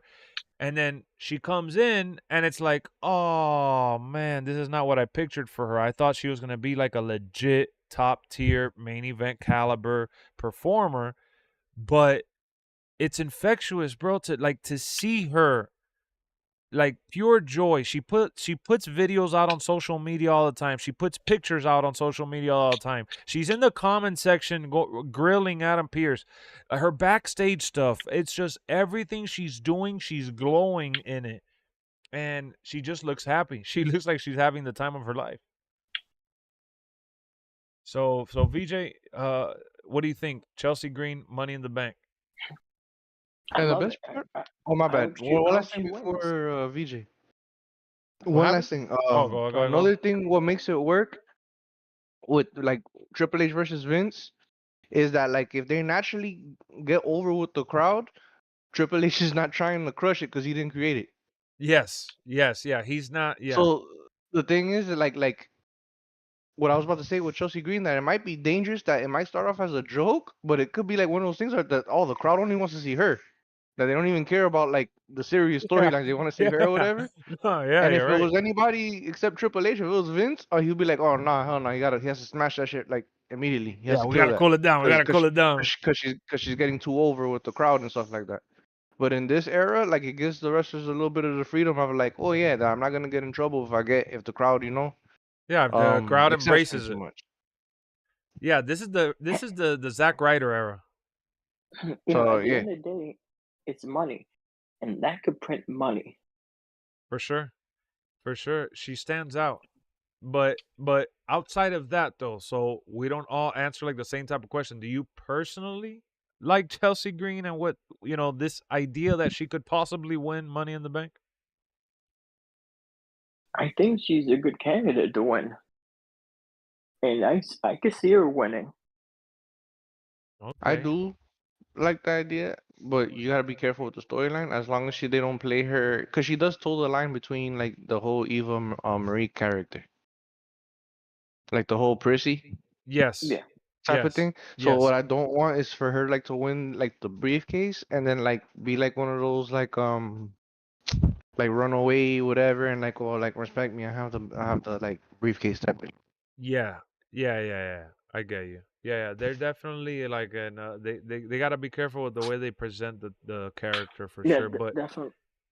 what if they deep dive into it and she becomes like the women's version of the Miz? What up, LaBarbie? No, yeah, it's a possibility, yeah, but that's all I'm saying is that like if she does like win the briefcase, that they just have to be careful with that, like towing the line between her comedic, because like you can't be really a comedic with the briefcase, you know? No, yeah, that's a future champion. Oh, definitely. Parduki, wake up. I see you got your mic muted, Exactly. man. That's why Otis, they had to take it away from Otis. Yeah. They did. They're like that's not gonna work. Man, listen, Carduki, wake up. What do you think about? Man, All right, I'm so up. we talked about our vibes for Chelsea Green. The characterization, the presentation, winning the qualifying match. But now the question that I have for you in particular is, do you feel like they should have given this opportunity to Michin over Chelsea Green because Michin, she hasn't really, done anything? I feel like they made the right choice by getting Chelsea Green in there just because it's like the element of surprise. You never know. Because Chelsea Green could be the one that win a briefcase in a crazy way. Just like how, what was it, the A-Town Down Under snuck up and won the money in it. Not the Money in the Bank, but the tag titles. She could sneak up the ladder, win the Money in the Bank, surprise Yeah, everybody. her character works well for the Money in the Bank situation. Yeah. That's true. So, right after that qualifying match, now we're going to go back to the thick of it. Right after that qualifying match, we head into a backstage segment with the A-Town Down Under, which you just mentioned, and DIY. Was it with them? Yeah. Yeah. All right. Yeah. It So was. we had a good segment with them backstage and all that. We had a lot of solid setups backstage on SmackDown, but more like the more revealing storyline from backstage last night ultimately was Drew McIntyre banging on the garage door. When they opened it up, it was CM Punk with a busted face, Drew McIntyre with bloody knuckles, standing towering over him, and kind of just, he looked like he had just like obviously tossed him, and he carried him from the garage all the way to the Tron area. That shit to me was like, that's Attitude Era. You know, like, and then he dropped him down like it was nothing. He bro, was walking. You seen Baron Corbin and Apollo Crews, the pretty deadly back there. It was like a yes, couple everybody was just bangers. looking at them, kind of staying out of his way. Yeah. Bro, what a way. It's hard because I want to see Drew as champ, because I want to see him as champ, but this is better than being champ. I'm sorry. Yeah. This is he is the champion without being the champion, because his storyline is literally the best storyline in WWE right now. Or It really you is. could argue that. One of the best, like, because there's so many stories going on. If not to mention the Wyatt Sicks. Oh no, the You got Wyatt the Sicks now is Bloodline. obviously like taking the world by storm. The Wyatt Sicks is taking the world by storm. Yeah, you got Logan Paul doing his little thing. You got LA Knight showing up to his house. I love that. Oh, that was beautiful, man. Perfect execution. My goodness, LA Knight in his pool drinking and shit and waiting for him, and Logan's boy telling him, "Oh, you have your friend from LA waiting for you." Yeah, That shit was hilarious. But yeah, so they wrote off CM Punk. They take him in a stretcher. They show the replay. He gets his ass whooped. They really, really, did a phenomenal job putting him over with this storyline here. You see him getting carted away in a stretcher full of blood. I'm not gonna be biased, guys. I hate when AEW does the busted open and the blood all the time. To me personally, I think they got to be careful with this. I'd rather see this at pay-per-views only. Or in a personal series like this. But at least they're doing it to add to the story. But yes, that's what I was gonna end it with. That's why the way they've done it so far hasn't really irked me, because it's all been presented in legitimate deep For stories. story purposes, yeah. It's all been to elevate storyline, not just to elevate a match for being a hardcore match or whatever the hell. It's been bad blood literally, because Cody Rhodes and The Rock, CM Punk, and of course the Wyatt debut. And dude, like I legit got teary-eyed on Monday, and even thinking about it right now gets me emotional. I don't want to focus on it too much because it gets me a little down. Not a little, but that's point is, it breaks my heart, bro, because obviously, we've talked about this a million times. Wyndham, Bray Wyatt, his family, gone too soon, and the fact that a human being is, just gone way too soon. But in terms of looking at it from a wrestling standpoint as a fan, and just someone like Bray and his passion for the business, like, this is the era this is what he fought for, bro. This is what he wanted. This is why he didn't, like, the way characters are presented, the way characters are intertwining with each other, the way that blood is being presented, the gore, like, this is all what he was voicing even when he was fighting the system. And it just, dude, it really does hurt me. That reminder, that constant reminder, and it's gonna happen, especially with them. I didn't want them to use the name Wyatt or Wyatt Sicks, because I know people. Why not? It's so cool. It's Bray. I get it, but it's just gonna remind me of Bray all the time in a way where I'm just gonna feel sad, because to me it's like, Bray should have been there. He should have lived to have seen this. Like, we didn't get robbed of his greatness. He got robbed of life. You know what I'm saying? It's such an unfortunate circumstance. But yeah, the blood stuff, just don't overdo it. That's all I'm asking. I don't need blood every single show. Just like people are like, oh, they need to go PG-13. No, the hell they don't. They're doing just fine. They got blood. They say bitch every so often. They curse. They bleep it out. It's okay. Lex, let me say something that JR said. He said, yes, like TV-14, people want to go back to TV-14, but as PG, you can still do things. All you said is it's called parental guidance. Yeah. That's it. Yeah, of course. It doesn't They necessarily mean still, that they can't present it in a certain way. They obviously got to be careful with how they present it, but if they're careful enough and they do it right, they could definitely do it. yeah. Now, if it was rated G, that's another story. Nah, if it was rated G, that's a wrap. Yeah, but So PG, you could still do all the stuff they did in the Attitude Era. yeah, probably not, no, well, not A like the majority, sexual content, but yeah. So we had another but qualifying match on SmackDown. This was Carmelo Hayes, Randy Orton, and Grayson Waller. Obviously, Grayson Waller was never gonna have a chance there, but Randy Orton and Carmelo Hayes. I was like, oh no, wait, was it Grayson Waller? No, Grayson Waller was in the. My bad. Excuse me, guys. I meant to say, wait, was it? Hold on. It No, was no, Randy Orton, Carmelo and Hayes, and Tamatonga. yeah, I'm sorry. I'm tripping. I got confused. But yeah, good spot for Randy, obviously. He's going on tour doing his greatest hits. He did the double vintage Orton DDT there. And it was a solid match overall. But man, I really wanted Tamatonga at the Money in the Bank, but they're building up Carmelo. Like I wouldn't say that they're putting like the rocket ship on him, but they're definitely they're him and Braun Breaker on their respective brands are definitely getting put on the spotlight. And I didn't see Randy winning this match. There was really no need for it since he went deep for the King of the Ring. I felt like this was gonna be more for like Tamatonga or Carmelo. It sucks to me. I wanted Tamatonga to win. I gotta say it again.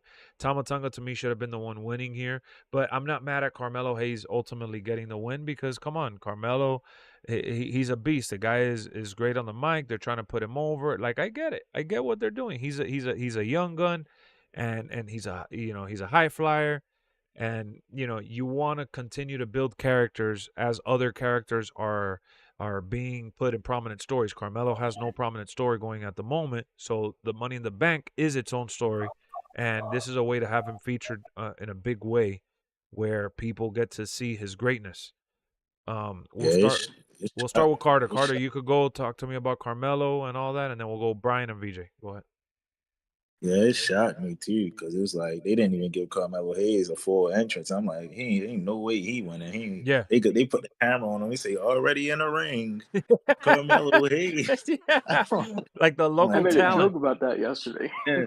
Yeah, I'm like, damn, they not even gonna give him a full entrance. So I don't see him winning the match. And then Bloodline got involved, distracted Randy Orton.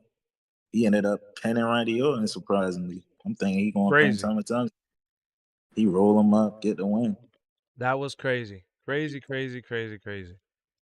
I didn't I I go didn't back. see that. I go back into like the stories too, because it's like he could say that I beat Randy Orton. I pinned Randy Yeah. Orton. He's gonna say I pinned Randy Orton in the ring. Yeah. Yeah, he's Man, definitely gonna be no. talking about that. And what if Carmelo is the one to walk out? Oh, he could most certainly win it, but I don't know, man. That's like We got he has to let's cash it see in how on his that. own brand. So I don't know. Yeah, we gotta see who all No, in the no. match. I don't think he could go in another brand and cash it in. Really? Yeah. If he Oh, could, that'll be dope. if he could do that, then yeah, that'll be dope. Then it doesn't matter who I wins, mean, right? Because they could go on the world Yeah. title. even if he do win the It's like Money in the you Bank, get a him title and shot. Cody They Rhodes, never specified what title. him and Cody Rhodes still got history. Like they fought for the title before on like a regular episode. Yeah. Yeah, no, they do with that first introductory match. Brian, so how do you feel about Carmelo? Like him, bro. I didn't what's it called? I didn't realize how big he was until he was standing next to Cody in Yeah, NXT. yeah, I'm like, yo, this dude's tall. yeah. He is. Yeah, cause I guess the dude he was with is Trick, I forgot what his name. Huh? Trick Willie. Yeah, like is he bigger? Yeah, Trick Willie is bigger. Yeah, so I guess standing next to him, but I'm like, yo, this dude's a big dude. I like him. I like what they're doing with him a lot better than, to be honest, even though they're not doing bad with Braun Breaker. But I don't know, man. You feel like Braun Breaker's a ripoff of Brock?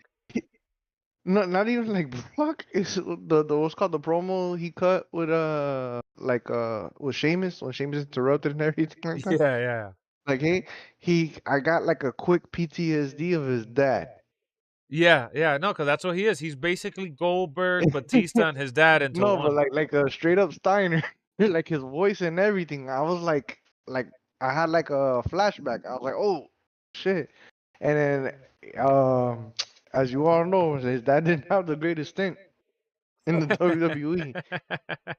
So that's why I'm like, oh no. I'm like, I hope they don't Nah, but yeah, he's very old school, bro.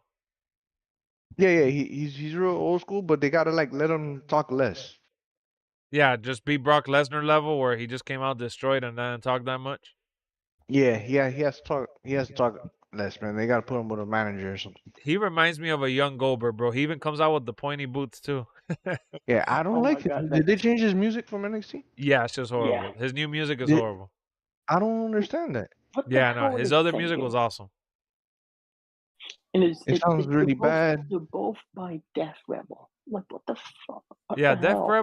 Death Rebel did a good Braun Breaker original, and then they messed it up with this new one. I don't know why they changed it. It's really that bad? I ain't really hear it for real. Yeah, It's no, really I don't bad. like it, bro. It's really it's not bad. man. It's not even a rhythm to it, dude. It's just random guitar strings. You might as well bad. just have him come out to Steve Blackman's music then. Oh, no, but the Steve Black one was hard, though. That's the fucking My Rise wrestler. Yeah, They no, fucking that created shit, 2K. that shit was that horrible. Spear, Ask me sluts. Braun Breaker gave or is it They gave him the music of not even the My Rise character, the guy that you come up with in the LWF or whatever, or the one before you make it to the leagues. they gave you a The generic Mexican league. music team.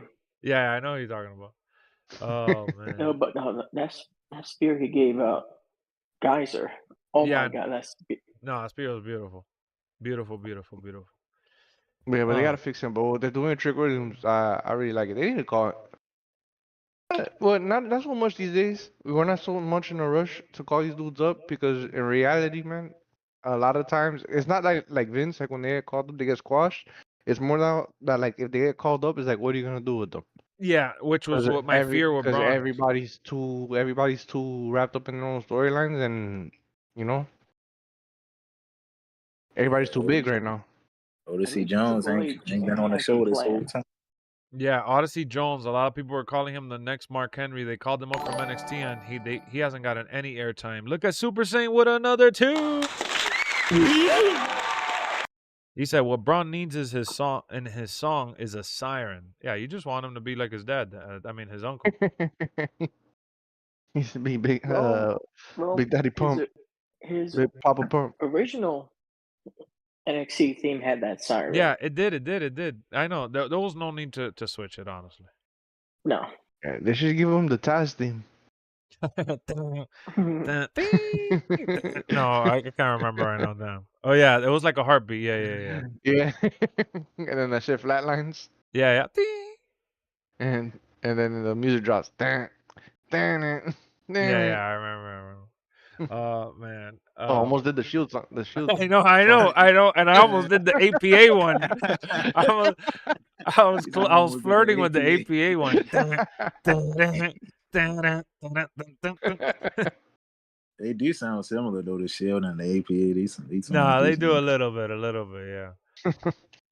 And then the last thing that we didn't talk as a group together on SmackDown, which I talked about it, was Andrade qualifying for Money in the Bank after Kevin Owens got whooped by the Bloodline and Grayson Waller just being a filler in that match. I'm so happy Andrade won that. That's why I wanted to me, it's for the men. I think that he's probably one of the wild cards that could win the match. Andrade? Yeah, that I like. So I picked obviously the favorite. You know, he got called up from Speed. So we know Jey Uso's the fan favorite. We know that he's the one that he deserves it. Finally, singles run, whatever, blah blah. I get it. So that's definitely but I said that why go with the obvious choice? Not that it's a bad choice because it'll be great, but they could also surprise us and do like another Damian Priest winner like last year, and they built him up. I thought that Andrade fit that character just perfect with the Money in the Bank victory, just like Chelsea Green for the women. But I think that Kevin Owens doesn't need this as much as I would love for him to have a title run and get that right now with the story he's doing. I think it's pretty good. He's in the spotlight. He's getting used every week. Every other pay-per-view, he's a headliner. So I don't think they should give him the Money in the Bank, considering with all the other talent that needs to get that should get that spot like right now versus waiting for like, I don't know, a year or two. I mean, I'm just thinking based on the vibes. But Andrade winning to me was chef's kiss. I thought it was it was a surprise that because I thought Kevin Owens, they're doing Money in the Bank in Canada, so Kevin Owens, and Jay's probably gonna join back up with his brother anyway. yeah, he has to at some point. So I'm like, damn, bro, Andrade qualifying would be perfect, and then they actually went with Andrade, and I was really, really happy and thrilled to see that. So we'll start with Brian, and then VJ, then Carter last. So how are your Andrade vibes? I know that he hasn't really done a whole lot since coming back, but what do you think? Is this a good starting point?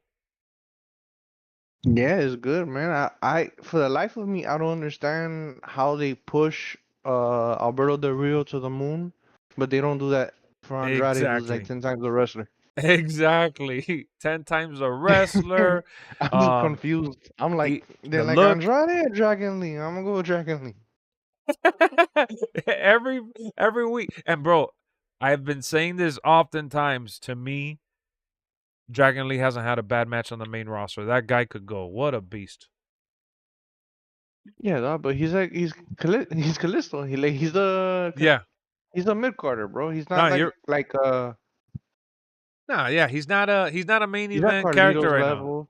now. Yeah. He's not Razor Ramon. No, you're right. Andrade could be that. Andrade could definitely be that. But they don't. I don't understand. I don't know if they're punishing him because of Flair.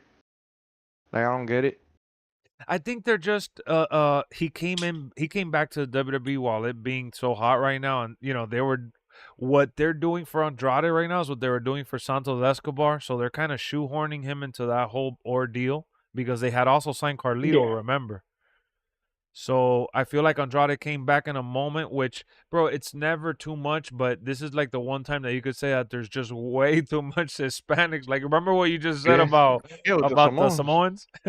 That's how I feel about the Hispanics right now. Like, they're like, we can't push all of them at the same time. Like, they came out one after another. And the Rumble, it was just like Hispanic after Hispanic. They're one Mexican away from Telemundo. Dude, I mean, they're like, Leah, Damian Priest, Carlito, who else? Joaquin. I'm about to switch to the Spanish commentators on live TV.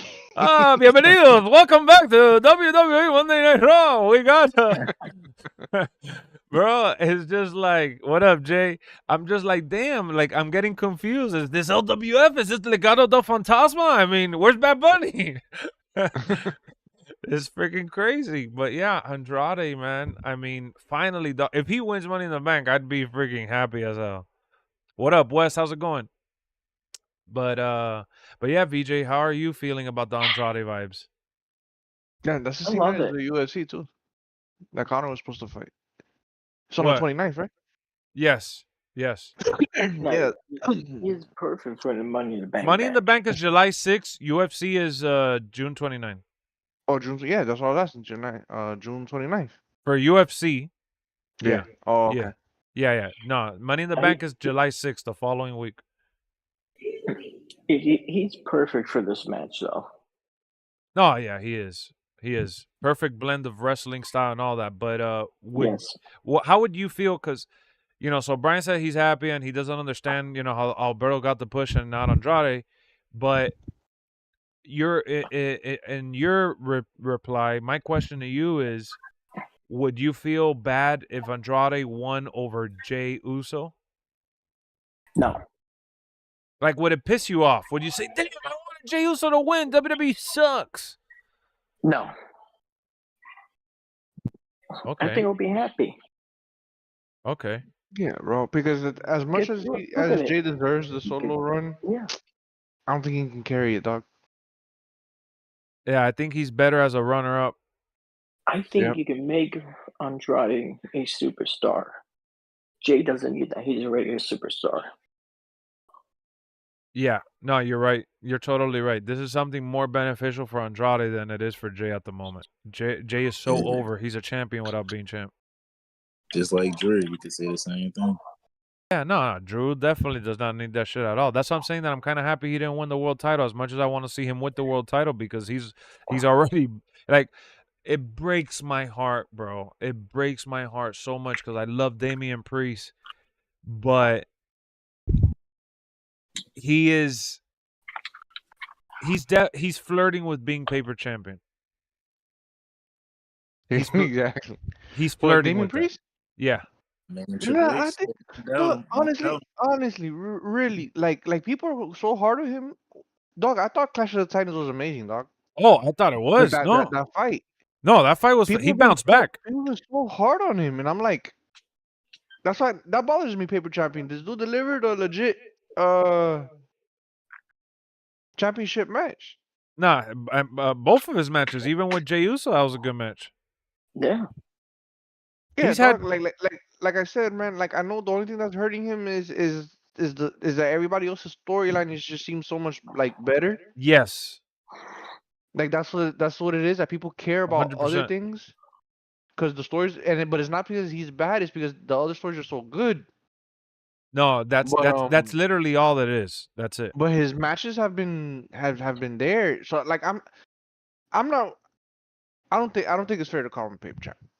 Like it's not like I don't think like he's holding it for somebody else. Like a paper champ for me is like because there's a clear cut person that's gonna get it. Yeah, and this Miz person's just for temporary. Bobby You know- Lashley.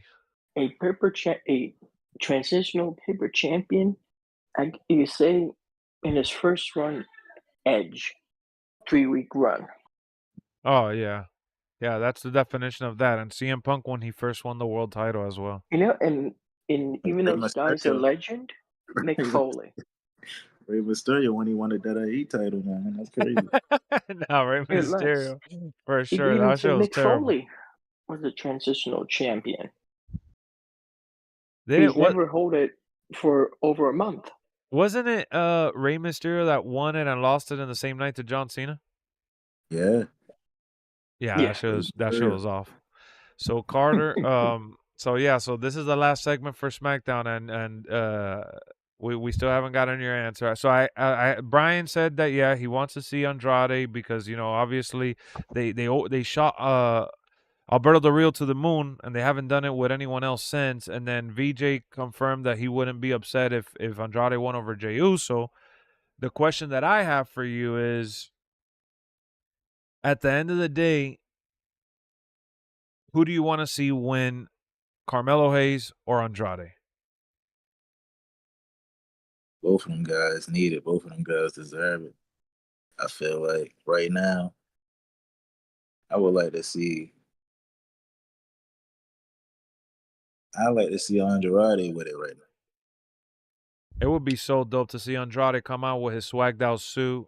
They give him another, but that'll be, I don't know. Now that I think about it, because remember last year they called Senor Money in the Bank, Damian Priest. Yeah. Yeah. Are they gonna go 2 years in a row That'd with? be crazy. That'd be pretty nuts, bro. 2 years in a row where a Hispanic, Man, we just speculating. Ain't no harm in speculating. So we don't know who all in the match yet. I'm gonna tell you right now. I'm gonna tell you right now. Looking forward to next week. Like all these Hispanics and all the biggest Hispanic stars are not even in LWO. No, for sure. Yeah, Lex, I gotta get going, but WWE is just amazing with everything right now. Like if you had to build up the perfect LWO, it would be Damian Exactly. Priest, Santos Escobar, Carlito, and Andrade. Yeah. Yep. Oh yeah, you could throw Rey Mysterio in there too. Yeah, but these motherfuckers, they got the B squad right now. Or Dominic Mysterio. Yeah. That would have been legit. So like they got the wrong people in there. Yeah, they got no, definitely. I agree. All right, VJ, thanks for stopping by, man. All right, later, guys. Peace out. All right. So yeah, that's like, that's a wrap for our thoughts on SmackDown. What were you gonna say, Carter? I was going to say, like, comparing the era of women from, like, back in the Attitude Era days and the era right now, like, do you think it's like this era is better, or the women from back then is better, like how the Attitude Era was with them? Or you think All right. Triple H don't? All right. Yeah, so we kind of flirted with this conversation and we shot it down immediately because it's gonna be biased. We're gonna think Attitude is better regardless. And like me and Brian have like already told each other, like, yeah, for sure this is gonna be the case. But I think ultimately when you look at what this era is presenting, it's capable of it's doing bigger numbers, right? When you tally, not live, all right? We don't have the same amount of people tuning into the show live.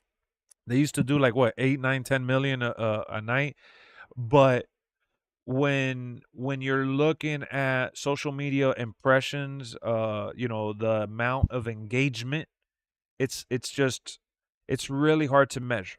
The closest thing to Attitude Era is definitely the era we're in right now, and when I look back at the Attitude Era as now a 34-year-old adult, I'm remembering so many different moments in time that it's just really, really hard for me to say, yeah, this new era that Triple H took over in and what he's presented since that one SummerSlam where Brock Lesnar used the tractor to destroy the ring, because that's really like the first SummerSlam to me. No, it's just different, dude. Because the thing is, you gotta compare. So in that too, I remember, bro, you had like The Rock was hosting Saturday Night Live. I'm talking like far as like the Like, women. oh, women. no, women. Oh, Yeah. women. Oh, Oh, my fault. yeah. I missed that Yeah, part. of course. No, this is on comparison. Like the Attitude, bro. Yeah. Attitude Era women was like they were like sex symbols, and that's it. Yeah. But even then, I still prefer Attitude. No, I'm just playing. Nah, you're trying to say the politically correct answer right now, but I know damn well you prefer that puppies. On panty matches. Yeah, nah, dude, the women's wrestling right now is just you can't compare. You just No, can't. they're really good, and then I can't remember the last time.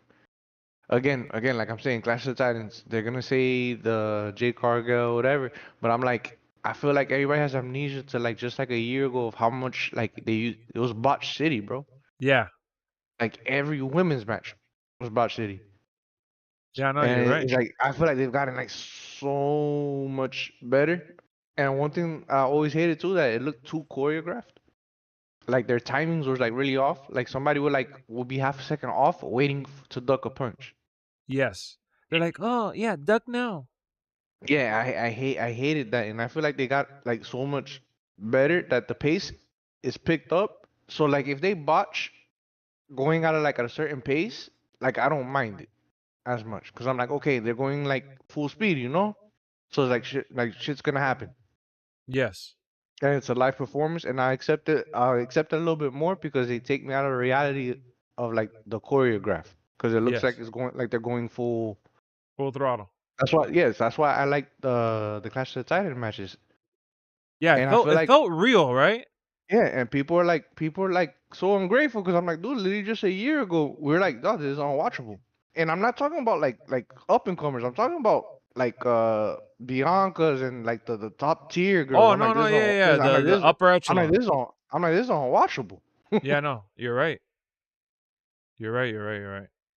So in the Attitude Era, they wasn't really like the women wasn't really putting on bangers how they is now. Nah, it was just Trish Nah, and they Lita. weren't even trying. They were just trying to slap the shit out of each other. Well, look, Like and that basically the attitude because I don't know if you were wrong yet, but I was telling Rodney I was going back watching Attitude Era stuff recently. I do that shit when I get bored and I'm studying. I put that shit in the background. And the women's division was pretty much just like Dana White's power slap. yeah, it was. No, those girls they weren't even selling. They were like really slapping each other. Yeah. That's rough. Because they Yeah, they weren't were. really like they weren't real wrestlers. So, they weren't doing drop kicks and off the turnbuckle. They were just like they'll tackle each other, but they slapped each other hard. Hard as hell. I'm gonna tell you this right now though. And I gotta give some respect to these women because these are the women to me that I'll always remember that pioneered the way. Like I'm not gonna come out here and start acting like a super cheerleader or whatever. That's you're not gonna get that from me. But I will say this: I'm proud of the women that I'm proud of from the Attitude Era that made me not just see them like a sex symbol, but actual performers. It was China, Jacqueline, Ivory, later years Molly Holly. But obviously I'm missing the two most crucial women in the whole women's division.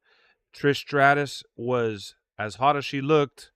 She put on great storyline match. She got better with time. When she first came on, it was just pure sexualization, and she got more and more physical and better. And then her and Lita, being like the Rock and Stone Cold type. So those women that I just mentioned to me, when you say Attitude Era, that I haven't seen a female division that I cared about more than the women that I just mentioned. Jacqueline, Ivory, Trish, Lita, China. That's it. That to me is like the big heavy hitters. And then when the reality TV era came in, which was like during the PG stuff, the Nikki Bellas of the world, and then before that it was Mickey James, whatever. That era to me was a little Mickey Mouse. It's when they were trying to do Like Gail more. Kim and shit. Yeah, Gail Kim was good, but Gail Kim was good in TNA, not WWE. Gail Kim in WWE, to me, I don't remember her almost at all. She was pretty forgetful, and I didn't see a lot of her, if I'm honest. That's when I didn't really watch wrestling. But yeah, it just, that era to me was a little. That's the awkward era for the women because I didn't. Not only did I not take them serious, but there's nobody there for me except for like from that run. I would say the best ones were like Michelle McCool, Beth Phoenix. Like those two are the ones that really took the cake for me. It wasn't just looks, it was like they were actually badasses. But there's obviously other ones depending on who you ask. I know a lot of people like Tori Wilson and Stacy Keibler, all that nonsense, but Oh uh, yeah, Stacy's a goat. but to me, I just, the women that you heard me just mention, those are the ones that I would really that I resonated with and I cared about because they also involved them with men, and that's Yeah, the no. the most Team successful women have been with men. Team 3D should have inducted Stacy, bro. Yeah, for sure. And I know what I said was super sexist, but I think that when you look at women's wrestling, like look at Rhea Ripley right now. Look at how big she is, and part of it is because she's in Judgment Day. Oh yeah, So that's true. so the best women, like they could be top tier level, but Beth Phoenix wasn't getting the reaction that she deserved until she got with Santino Marella. Right? China with DX and China with Eddie Guerrero. Exactly. Lita with the Hardy Boys. Like it's always been some sort of male association. What up, Troysky? How's it going? So John, I know you brought it up several times. I'm gonna shoot it down right away. John, are you still here? Just reply in the chat box so I could see how you're still here. John is asking, Lex, did you hear about Shane McMahon rumors? So what I read about Shane McMahon, after looking deeper into it, it's not that he's interested in just going to AEW. It's that he talked to several wrestlers that are there, and he just wanted like a feeler to see, what's up. Like basically, kind of just, hey, what if? And that's the way I took it as. I don't think it means that Shane is going over there. I don't think it means that Shane wants to go over there to take out WWE. I think it's just Shane trying to see how the landscape is looking, if he did feel like he wanted to wrestle or do some shit. Because Shane doesn't get enough credit for his in-ring work, but his in-ring work is awesome. So do I see it happening? Yeah, I mean, it could happen as like a major shock factor. And I don't know how his relationship is with current WWE management. But look, guys, I said this when Triple H took over and the job that he's doing. To think that Triple H doesn't talk to Vince, or that he, like, that the relationship is like pretty much dead and done, like, it's laughable to me. So I think that Shane probably didn't want anyone to really find out, and he probably asked like behind closed doors. But to say that Triple H and Shane haven't talked since Triple H took over, like, I think that's funny, because Shane McMahon is part of that crew where he wanted things to be ran differently than what Vince was doing, and that's kind of the same thing with Stephanie McMahon and Triple H and all the other people that are there now. So I think Shane would fit right in with this new crew, and I think he would explore returning to WWE before going back to trying to compete against them or anything like that. Bloodline is still a storyline that keeps on going. Oh, it not just keeps on going, that keeps on giving. I mean, that's what you said. My fault. I read it wrong. But yeah, keeps on giving. That storyline just continues to evolve. It'll be wild if it happens. Yeah, it'll be wild for like a month, and then it'll fizzle out. Just like Sting's arrival, Edge's arrival, Daniel Bryan's arrival. Everyone's arrival in AEW has fizzled out. There has yet to be an arrival in AEW where, well, I'm talking shit. CM Punk was probably the one that held up the most in terms of all of the arrivals that I just listed. I could be wrong. Could be just opinion based. But I think that out of all the superstars that they've signed, out of all the superstars that have been there, I think CM Punk has been the one that has caused the most impact, and the one that has been able to withstand that that drop off that everyone else has had. Because as great as the feud with Edge and Christian, a lot of their finishes were lackluster, and even when Edge won and became TNT champ, like, the hype to get there, just, I don't know, it was kind of all over the place. As much as I love both of those guys, Christian is doing his best work over there, but Christian, it is what it is. I don't want to. We're doing a podcast right now reviewing SmackDown and kind of the week that WWE has had. And with that being said, I want to talk about the Wyatt Sicks, man. Carter, you and I talked about it a little bit, but we got Brian on the show here. Finally got him back, so I want to take this time to kind of go over all that stuff. We had so many sneak peeks; it was getting a little tiring and overbearing, but we finally got it. It's a lot of people too, bro. It's a lot of people. Yeah, they're gonna do that. What's that fucking crew with the fucking mask that Muhammad Yes. Ali, Mustafa Ali fucking Yes. led?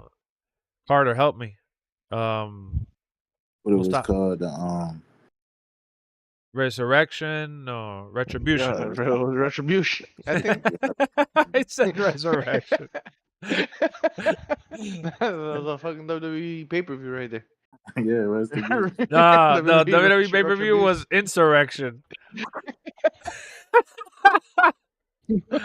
Insurrection, Resurrection.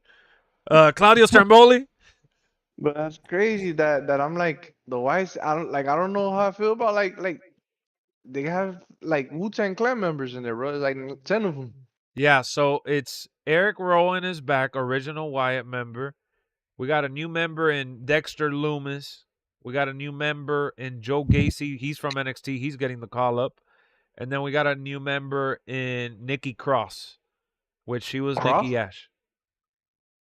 Yeah, she's the one that's like very like kind of like white, like pale looking, and she's like kind of crazy unhinged. Yeah. Yeah, so, and remember, we're still missing the arrival, which I think is inevitable, of Alexa Bliss. Alexa Bliss might be the 6th member. Let's see. I wonder what they're gonna do with that shit. I mean, that's a lot of members, bro, and those are a lot of heavy hitters too. These dudes aren't role players. No, they're not. Eric Rowan, a big timer, former Wyatt original, obviously. And Dexter Loomis. Bro, you want me to tell you something? When Dexter Loomis first arrived, that he was stalking The Miz, and he was doing those jumps from I loved it. I thought Dexter Loomis was going to be a big timer. I was like, oh shit, like this dude is literally like, you know, he's literally super shredded, super fierce looking, scary looking. I'm like, Dexter Lumis is definitely gonna hit the main event scene sooner rather than later, and then he kind of just so lots of talent here, lots of talent. And then Joe Gacy is the one that everybody says that he was like Bray Wyatt Jr. even when Bray Wyatt wasn't there. So, yeah, they do have some heavy hitters, man. I love Joe Gay. He's amazing. VJ out the cut. Yeah, VJ came back to the cut. VJ like, we're talking about Wyatt Sicks. I'm back. He said, I was about to call him the Sinister Six. No, I had my family over, so I had to leave for a sec. Nah, Oh, you're yeah. good. You're good. But dude, the Wyatt Sicks though, I think they're doing everything that Bray would have wanted. Yeah. Well, just off of that first reveal, yeah. I'm interested to see Jeez. how Bo Dallas gets presented, Uncle Howdy. Is he Yeah. gonna be a main eventer? I feel like he's gonna be like the puppet master, Puppeteer. like controlling. Yeah, puppeteer, controlling all of Wyatt Sicks, telling them what to do, demanding them to do certain things and stuff like that. So you think he'll be more of a manager? Yeah, for the most part, I feel like for the most part, he'll be the one calling the shots, not really getting involved until it's necessary. So Joe Gacy could be like, he could be like the assist man for the storyteller because, we know Uncle Howdy is going to be the storyteller. So we're Right. going to have Uncle Howdy with the cryptic storytelling. We're going to have Joe Gacy to back him up. And then we're going to have the enforcer, Eric Rowan. We'll have Eric Rowan as the enforcer. What's Dexter Lumis? Is he going to be like their go-to wrestler? He could be like the enforcer too. They both two enforcers. But it's like what Brian said about the Bloodline. Are we going to have the same characters, like, So people actually think Alexa Bliss is still joining? I was under the impression that she would, but I don't know because they did show her backstage in gorilla position a couple weeks ago, and she was dressed normal. Yeah, maybe it's a mistake to show her.